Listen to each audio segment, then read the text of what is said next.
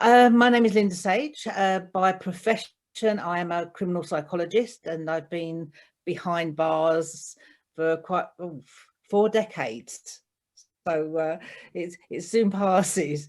But I do an awful lot of work with people with not just the physical barriers, but also the emotional barriers. So my prime area is healthcare and key workers to prevent burnout, dealing with secondary traumatic stress and compassion fatigue.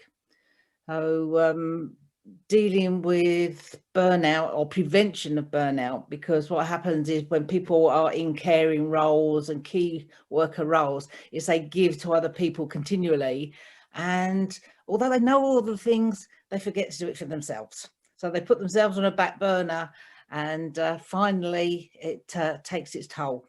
Emotionally, physically and psychologically, you just get exhausted.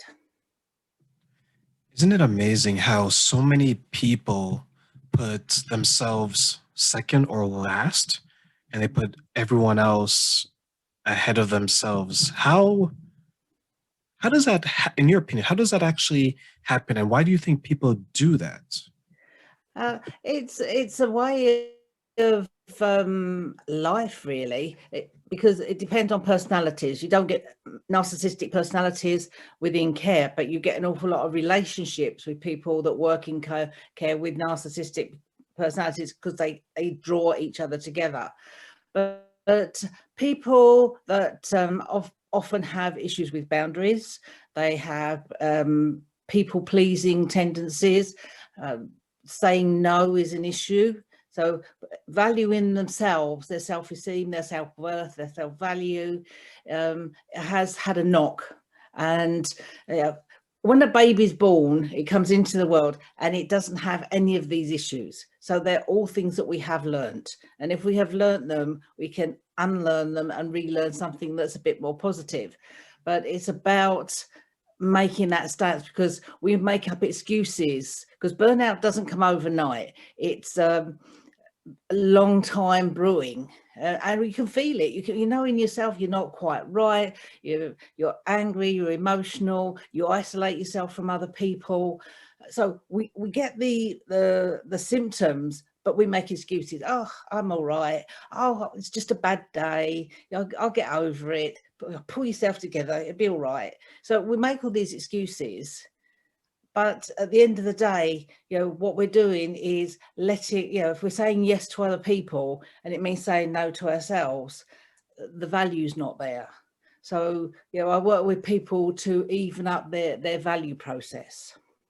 Have you ever found that, and because I'm thinking about it from my perspective and the people that come in contact with that or that way, right? Um, and you made a good point in regards to the boundaries. Let's say you and I are in a relationship, Mhm. right? And if you're the type to always please me, is it that I, the person being pleased, has boundaries set around me, and you, the person who's doing the pleasing, doesn't have strong boundaries like I would have? Yeah.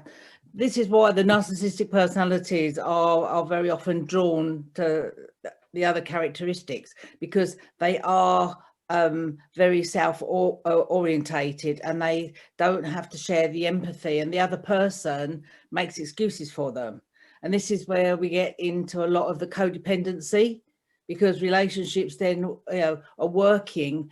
They're not really healthy relationships, but it's working with these two people, but there's the big imbalance there.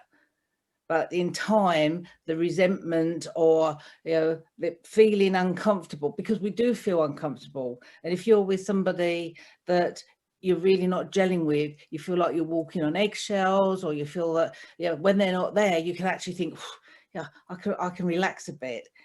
So it's about looking at making the relationship more equal.